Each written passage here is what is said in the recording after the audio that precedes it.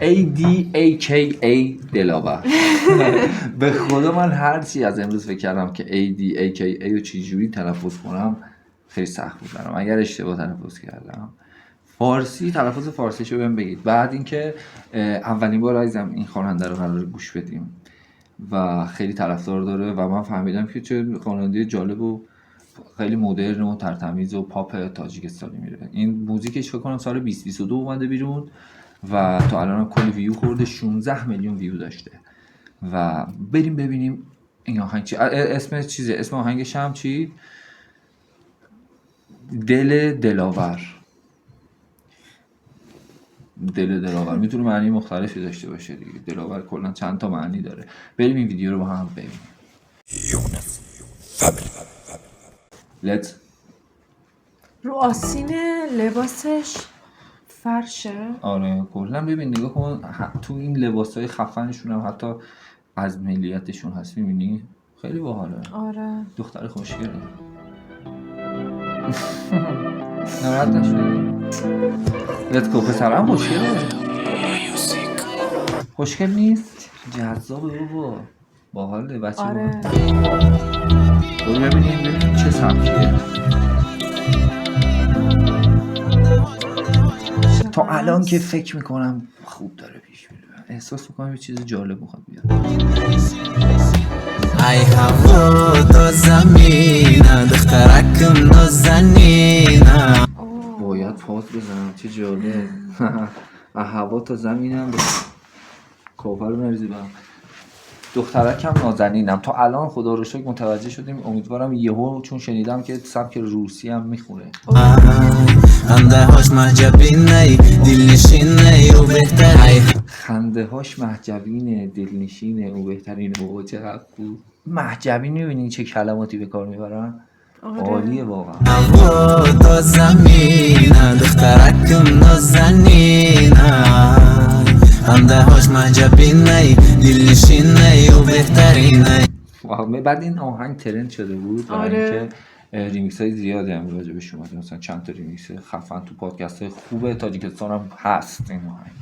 ای پرنده قبیل مرمه توی میره قدیمه. واقعا چه حس خوبی داره. آره قشنگه. ای پرنده میرم چشمات سیره علی داری مغیری آزمون گرده. من اصلا از چیزش هم خوشم میاد. خیلی خوب از قافیه ها و تحریرهای جالبی استفاده میکنه. رفی مارم گرد مردش نیابم دازابم ما بخوابم دست مگیر و رفت. چه خوبی دی. 3 تا قافیه ترتمیز رفت. من بی تا عذابم. خیلی خوبه.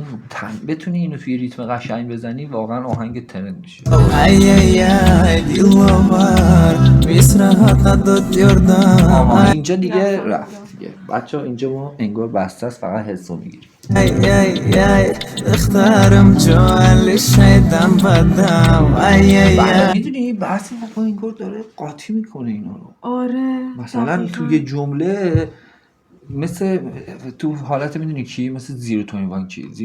زیرو توینوانکی یه رپر ایرانیه خب که همچین کاریو میکنه. توی جمله هم فارسی هست هم انگلیسی رپ. میدونی چی میگم؟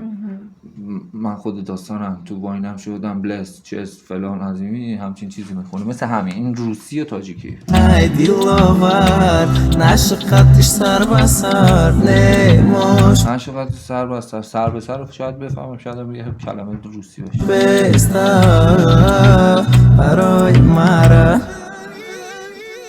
ای هوا چه صدایی اون پشت بود. این یه تیکش ترند شده درسته؟ تو دیدیش توی اینستاگرام؟ فکر کنم. تو زمینه دخترکم نازنین. دخترکم. من پسر انرژی مثبت میدیدم ازش. خنده هاش محجبینه دلنشینه و بهتر. ای حالا هوا یه چیزی بگم. این توی موزیک ویدیو دیگه‌ش هم هست. چون من داشتم میدیدم این خواننده رو چه آهنگایی داره. توی یه کاور دیگه یکی از موزیک ویدیو دیگه‌ش هم هست. البته موزیک ویدیو نه منظورم کلا کاور آهنگ. شاید پارتنرش آفرین. تو زمین اینجوری هم که این نگاه میکنه اونو. دختر خوبه. این روسی میتونه باشه. دقیقا میخواستم بگم دخترکم نازنینه.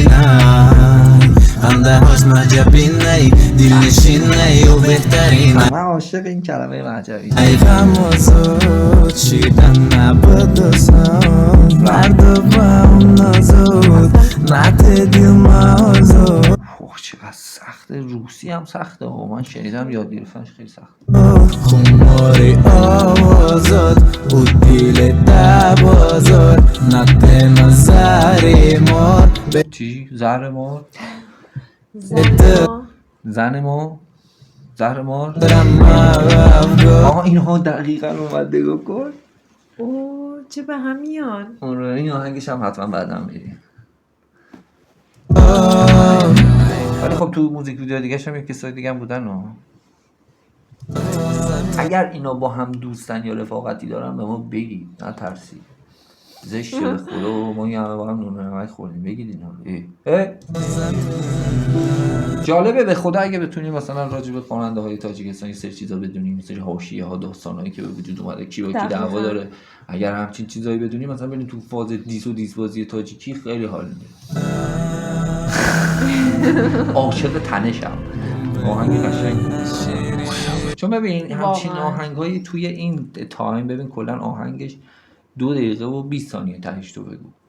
همچین آهنگایی خب بیشتر رو کورس کار تمرکز میکنن، رو جایی که ترند بشه.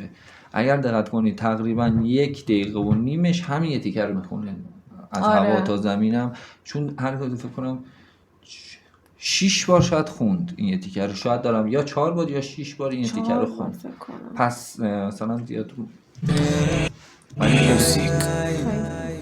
هم برای اون یه تیکه‌ای که انجام داده بود واقعا به نظرم عالی بود و خوشحالم که همچین خواننده خوبی پیدا کردیم. مرسی که کامنت میکنید نظراتتون رو. بچه‌ها به خدا باور کنید تو این شرایط، میدونم همه خیلی چیزا نوشتن، یه سری هستن که همیشه کامنت میذارن برای ما و من دیدم کامنت میذارن، بعضی موقع نمیشه، میدونین خیلی سخته. عذرخواهی میکنیم ازتون ولی انشالله در ادامه سعی میکنیم بیشتر به کامنت ها دقت کنیم. خیلی دوستتون داریم. تا ویدیوی دیگه، خدا نگهدار.